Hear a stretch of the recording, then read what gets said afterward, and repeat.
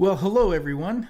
I'm going to show you how to restart Windows 10 using the command line. Now, why would you want to know that? Well, number one, knowing the command line is a reward in and of itself to boost that geeky streak cred. But also, once you learn these commands, you can use them to customize your Windows experience.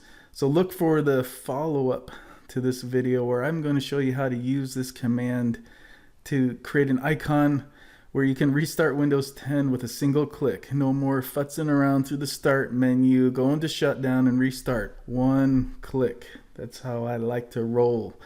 So here I've got my command line. If you need to get one started on your own, go to the Windows key and S to get to search and type CMD.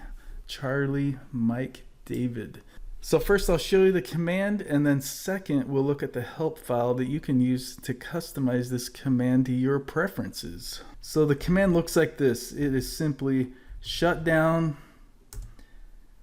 use the R switch and then the T switch and then 0 if you want it to restart right away. If you want to give yourself 30 seconds, then add 30 seconds onto the command. It's really all what you want. And alternatively, because a lot of this stuff is tomato, you can also do -R, -T, and 0. Some people like the slash, some people like the dash. So if you want to go ahead and look at that help file, do shutdown and the question mark, hit enter, and here is the help file.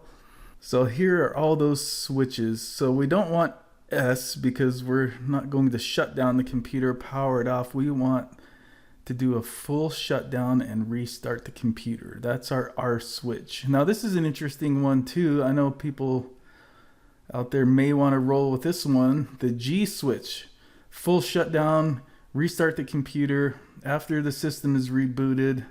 If automatic restart sign on is enabled, automatically sign in and lock last interactive user. Now for all you people that don't like passwords, that's going to be the switch that you want, is that G.